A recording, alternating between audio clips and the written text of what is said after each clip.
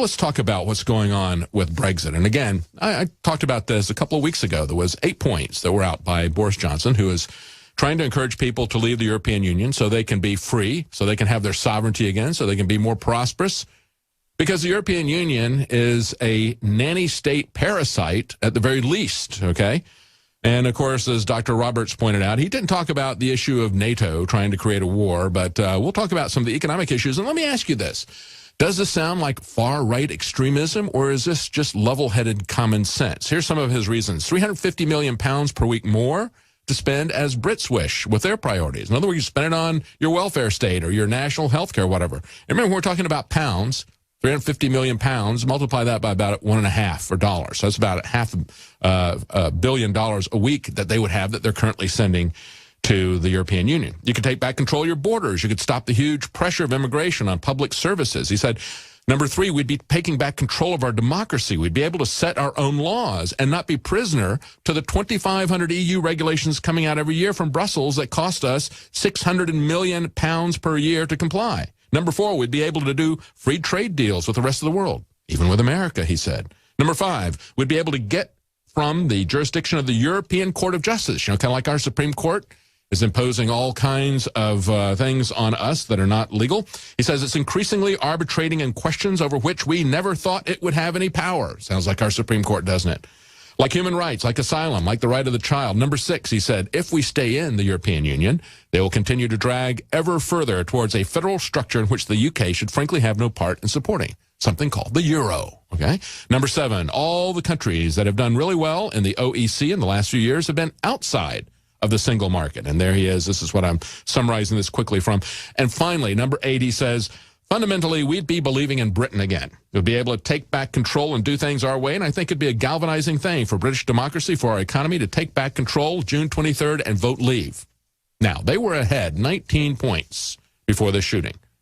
In the aftermath of that shooting, we have seen the people who are rational.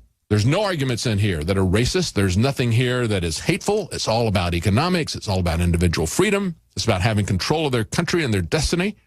Those are not things anybody should be ashamed of, but they've been shamed and portrayed as hateful people. Look at this headline from Zero Hedge. Europe's message, those who oppose EU membership are violent. That's what they've been doing since then. So since this happened, everybody said, well, we're going to just stop talking about leave and we're going to stop talking about remain, those two issues, because somebody said that he said Britain first as he killed her.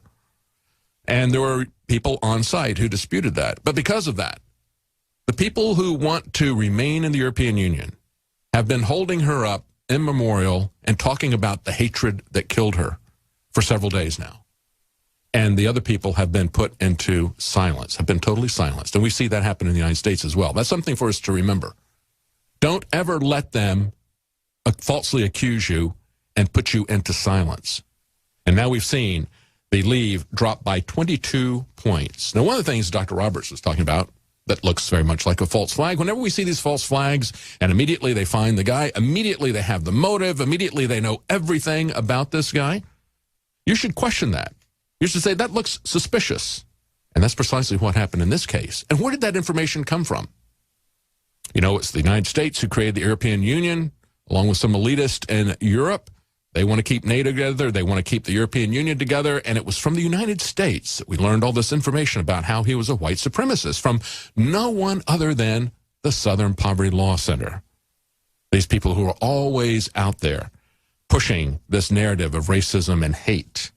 And so immediately as this happened, we have the actual documents going back to 1999 from this little tiny organization that doesn't even have any subscription membership or anything since 2013. The guy that's there now, Special Forces operator, he says, hey, this is such a mess. We had no money. I couldn't find any records. But boy, they didn't have any problem finding this record from this guy. And yet everybody who knew him said he was a gentle soul. He never attacked anybody. His brother, who was half black, said he was incredibly gentle.